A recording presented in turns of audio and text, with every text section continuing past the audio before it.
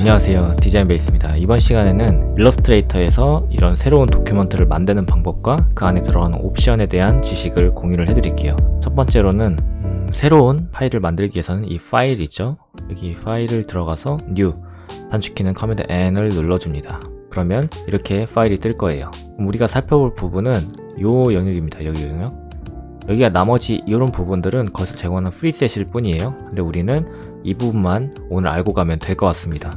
첫 번째로 이 부분 있죠? 이 부분은 당연히 이 뒤에 아트보드 캔버스에 대한 위스와 하이트이고요.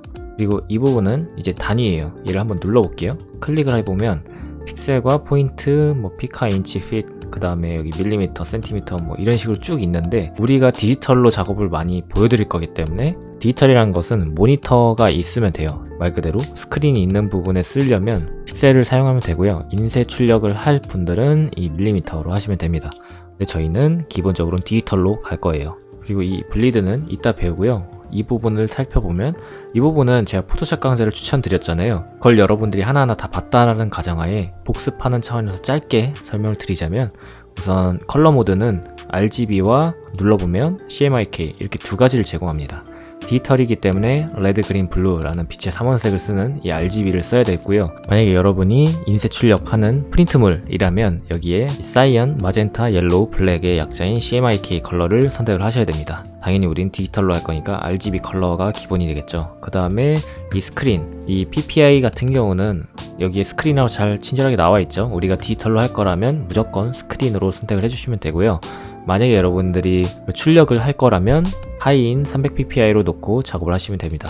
당연히 우리는 72이고요. 프리뷰 모드는 따로 건들지 않을게요. 그냥 디폴트로 하고요. 모어 세팅을 한번 눌러봅니다. 모어 세팅을 누르면 이 아트보드에 대한 개념과 블리드나 이런 것들을 선택할 수가 있는데요. 여기서 만약에 아트보드를 제가 5개 만들 거다 라고 했을 때 이 5개에 대한 간격을 어떻게 할 거냐가 옵션이 나오는데요. 이 컬럼을 제가 3으로 했는데요. 이렇게 체크를 하게 되면 몇 열로 정렬을 할 것이냐인데 저는 3으로 했기 때문에 3개가 만들어지고 나서 그 다음에 4번째, 5번째가 나오는 거고요. 그 사이 간격을 20픽셀이라고 하는 겁니다. 한번 만들어 볼게요. 이 상태로 만들면 이런 식으로 5개가 만들어지겠죠. 다시 한번 파일에 New, 근데 이렇게 클릭하지 마시고 이제 단축키로 하는 연습을 해보세요. 단축키는 커맨드 N을 누르면 바로바로 뜹니다. 다시 여기 아래 내려서 More 세팅을 눌러보면 이번에는 5개로 한번 해보고 만들어 볼게요. 그러면 5개로 쭉 잘 만들어지죠. 이런 식으로 할 수 있습니다. 한 번 더 커맨드 N을 누르고요. 이번에는 이 블리드에 대해서 알아볼게요. 여기서 프리셋으로 한번 넘어갑니다. 여기 프린트를 눌러보면 이 프린트에 대한 프리셋들 있잖아요. 그 중에 A4를 저는 선택을 해주면 A4 용지 규격이 나오죠. 그리고 일반적으로 3mm 정도로 작업을 해줍니다. 블리드에 대해선. 그리고 크리에이트를 눌러볼게요. 그러면 이렇게 빨간색 선이 3mm 정도 떨어진 상태에서 이렇게 보이는 걸 볼 수 있을 겁니다. 그럼 만약에 이런 그래픽을 인쇄를 할 거다라고 불러와 볼게요.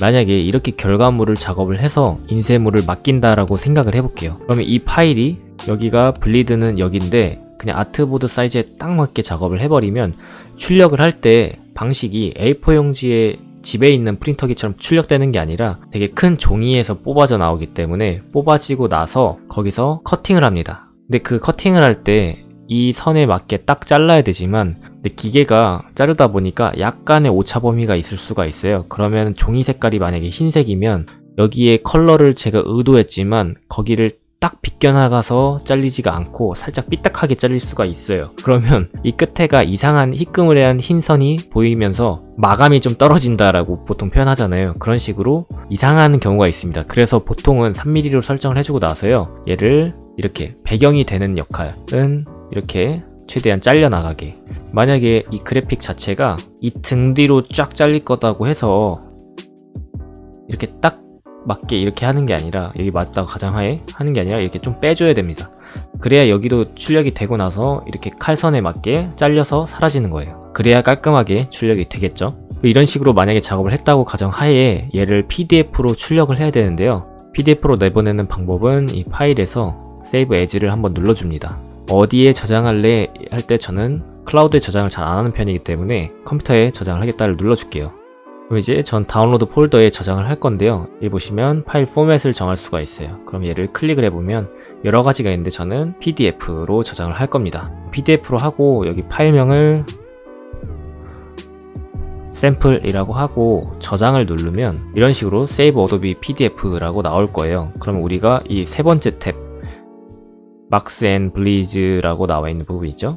Marks and Bleeds 이 부분에서 이 마크를 선택할 수가 있어요. 그 중에 우리는 블리드를 설정했기 때문에 이 블리드가 체크가 되어 있죠? 그리고 트림 마크를 넣고 예시를 보여드리기 때문에 이걸 다 일단 체크를 해볼게요. 그리고 나서 저장을 해줍니다.